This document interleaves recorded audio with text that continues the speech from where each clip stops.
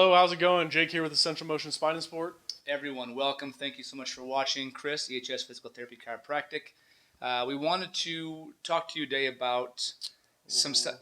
Yeah, so ice, heat, R.I.C.E. There's different acronyms out there. It's been around for a long time. But what does the current research say? Have we changed in our approach to, should you heat this injury? Should you ice this injury? What is the current approach to recovery and to when to ice, when to not to, or what should you do after a soft tissue injury? I mean, what we deal with most here is we definitely help people who have had some kind of spine, muscle, joint injury, and we help them get back to recovery, obviously to function, regain strength, regain their mobility, feel confident in the way they move. So when someone initially does something, a fall, a sprain, any kind Trauma, of injury, yeah. What should we do? Yeah, so we've all heard of the R.I.C.E principle: rest, ice, compression, elevation. And we've kind of moved away from that recently as more research has been done on musculoskeletal injuries. So there's a new acronym. And the response to the ice. response to ice. Yeah, it's peace and love. Okay, so we'll go through kind of what those stand for and kind of break them all down so you can understand it. Well, let's just start on the peace part. Yeah. So new acronym. It's obviously longer, a little bit longer, more words to learn, but yeah. But that's because we're learning more things about how tissues react to different loads, different movements, different treatment approaches, right? So It wasn't that long ago when someone would have a total knee or an ACL repair, some kind of surgery, and they'd be in a cast for 8 weeks before they'd even move. Now, as we make mistakes, we learn from them, we improve. Now, after those surgeries, those people are moving the next day. Like they are up and walking and doing stuff right away. Because we figured out that movement is good. Yep, it helps them heal faster. So yeah, things change. Let's start with the P here. So the P is protect. So whenever we have an initial injury, we want to protect that injury from causing any further damage. So we might just need to temporarily rest, temporarily unload, just do anything to prevent further harm to that area. So we just don't want to aggravate it. That could be possibly something like in a severe case, a cast, some kind of immobilizer, even an ace bandage of some kind. Yeah. But yeah, we're saying that just don't aggravate or make things worse than they already are. So you have to protect the joint or the structure of the tissue a little bit. But like Jake said, the word there was temporarily, not rest forever and never do stuff. It's just reduce the bleeding, the trauma, the things that have already happened to it. So protect first, then move on to. We'll go to elevate next. So elevate was in the original one, but say we have an ankle sprain, we want to raise our ankle above the level of our heart. This will just help reduce swelling. When we get that swelling, we can have other issues go on. We can get some nerve compression type injuries and further damage there. So we want to limit that swelling so we're not injuring other tissues in the process. Basically just using gravity to our advantage. Yeah. So. All right, cool. Peace, elevate, protect. So peace is protect, elevate, and then A. Yep. Now we're going to go to avoid anti-inflammatories. Now that doesn't mean completely, because of anti-inflammatories, that's going to help us reduce pain. Yep. But the inflammatory process is extremely important to begin that tissue healing. So we need it's natural and normal. Part of the. We need it to occur so that we can release the necessary macrophages and different fibrinogens to start healing and laying down scar tissue in those areas. Yep. So that also goes back to the ice part too. So when you put ice on an injury, which there's reasons for it and reasons why now we kind of think, well, maybe we don't need to use as much of the ice right away. The thought was to decrease inflammation. It definitely helps as a pain reduction. It helps reduce pain and kind of feel better temporarily. But the other reason we would use it was the anti-inflammatory effects of ice. And now we know that, well, you can use it some, right, for the analgesic part, which to help reduce pain, but you do need some bit of inflammatory process, because what it does is it stimulates your body to, like Jake said, start making new tissue, whether it's a ligament tissue, type 2, type 3 fibrinogen, different, for a tendon or a muscle. But you need some form of that. Now, we can't have it last for too long, but it brings in the macrophages and the things that eat up all the damaged tissue. So it's a necessary, a vital part of the healing process.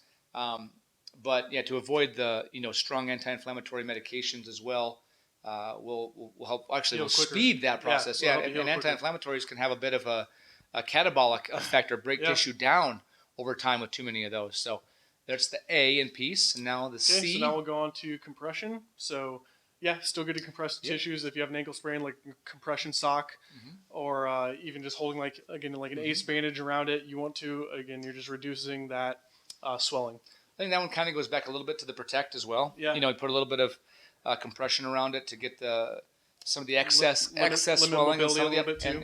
and move that out of there. And Yeah. so compress made it through to the from the original to the next round, and so did the elevation. And then now instead of the E, well actually we had two E's, right? The first one was elevation. The last E in peace is education. So educate. Kind of what we're offering you guys right now, telling you what's good, what's bad.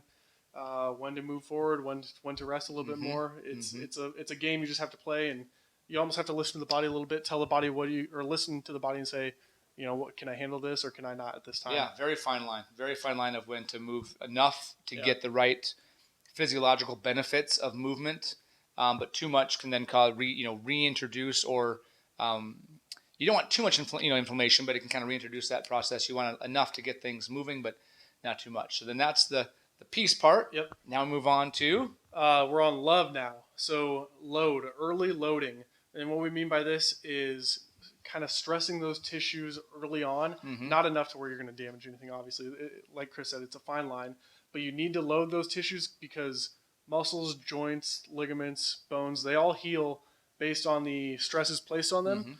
So we need to start specifically the stress. We need to load those tissues in the manner that they're going to be used so that they can heal and adapt efficiently.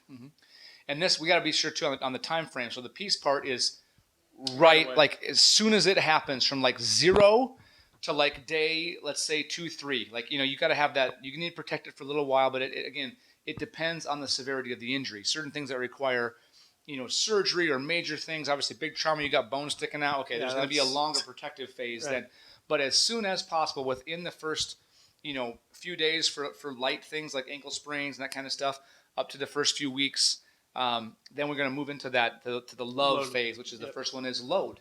And whether it's at first, non-weight bearing, just slightly with a hand, just barely moving things, and progressively load that tissue to specific movements like if it's a lower extremity thing, an ankle or a foot, standing, walking, jumping, moving like that. If it's a shoulder, at first it could be passively someone lifting it for you, and then you actively doing it all the way to like pushing on things, pulling things. There's that load, and then the O.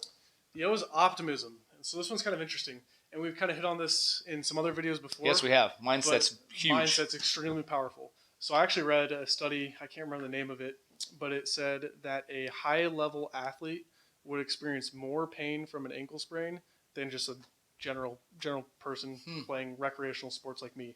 Because they're missing their activity? They put more value on their body and in the game. So they're more invested in it than just a typical average person. Yep. So that's all perception. It's all mindset. It's all, if you believe that you're never going to heal and it's the worst thing ever, it will take a long time. Yeah. So staying positive, there's a lot of research on that, how that plays into the pain cycle. And if you're optimistic, you should experience less pain and heal quicker. If you also, and the opposite, if you believe that, okay, it's no big deal. Effect. It's a minor setback in the whole scheme of things. This is a couple-week thing. I'll be back. It's usually pretty quick. Okay. So very important there. And then that one's actually the only one of this that's not like a, physiological response. This one is more in that biopsychosocial model that we practice in. That part of it is, a physiological or biological, but a big part of it, or it could be up to half of it or more, is psychological. Yeah. So, and then the V. Cool. V, we got vascularization. So we just need blood flow, which requires physical fitness, physical activity. So it's easy to go to the ankle sprain because that's probably the most common. Yeah. Actually, it is the most common injury. Yeah. So that could just be as simple as walking. But even the low back, and the neck that we work on in the disc and the spine and everything. You just need to move. And I would say too that even we'll go back to the, like the specific adaptations, to impose demands and the specific movements. Your body will make new vascularization, new pathways of blood flow to those areas that have been injured based on how you move. Use it. If it's injured and some of those are torn and like torn and injured, it will make new pathways of new vascularization to the joint, to the tissue, and you have to have the blood flow. The blood carries the oxygen. You need the oxygen to heal all that stuff. So that's V. And then the last one. Last one. We preach this all day long. Exercise. Oh, I love that one. Yeah. Exercise. That's basically that needs to be in there for sure. So keep moving, load yourself more, push yourself a little bit harder, live a lifestyle, fitness and health. Restore, improve strength, get stronger, get more mobile, do more things, be more functional in all the activities that you do. The stronger and more mobile you are, and the more control you have over your body and space because you exercise and stay active, the less of a chance you have to re-injure that body part.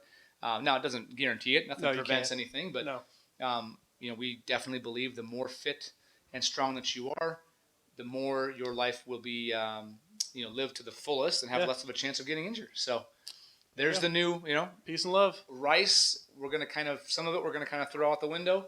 And what's in is peace and love, which it should be anyway. Yeah, peace and love should be in anyway. That's definitely in our world, peace and love. Oh, yeah, absolutely. Okay, cool. Take that and use that to your advantage, and let us know if you have any other questions. Thanks. That was good.